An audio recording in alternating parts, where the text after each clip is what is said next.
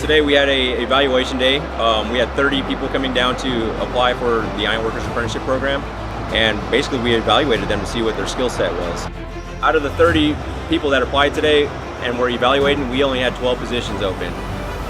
With that being said, it's a very competitive field and they need to evaluate. The first thing we do is during our evaluation is we give them a written test. So there's a total of 5 groups. The first one is a written test, and that's a basic knowledge test where you're knowing measurements, knowing what a spud is. A couple unique questions on there.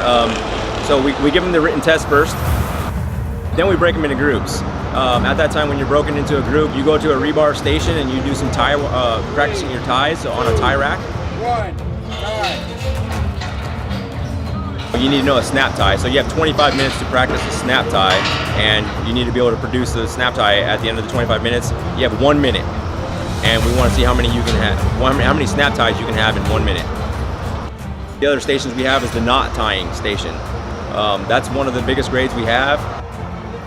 We want to know if you know how to tie 5 different knots.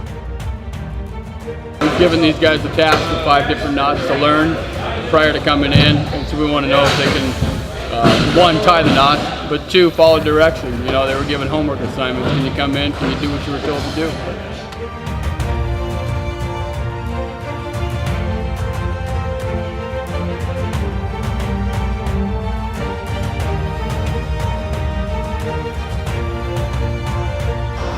Packing rebar, an 85-pound piece of rebar on your shoulders at 90 feet.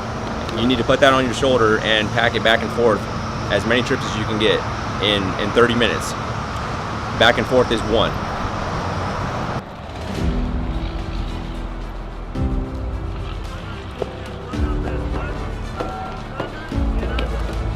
Probably like speed, like the endurance, the will to not quit and keep going. I saw a couple guys out here that were encouraging others. That was a good, team player. There was a couple guys out here that weren't very fast, but they didn't quit. So that's kind of important too. Most of it is about heart. See who's willing to do whatever it takes to accomplish whatever it is in life that they want to accomplish, and just not quitting. That's pretty much the bottom line is, can you pull through? One of the other tests we have is climbing the structure. We want to see how comfortable you are at heights. We test you on how comfortable you are when you're up there. Once I call your number and you have a harness on, you're going to go up this extension ladder to the top, and you're going to tie off to that top line up there. At that point, you're going to walk across this beam right here, 1 foot in front of the other. When you get to the far side, you're going to take that rope and you're going to pull this bucket of bolts up, hand over hand. You're going to set it down on the beam, and then you're going to set it back down on the ground, hand over hand. When you're done with that, you're going to go ahead and sit down on that beam right there, and you're going to take that nut and that washer off that bolt, and you're going to switch it around and put the nut and washer back on without dropping anything.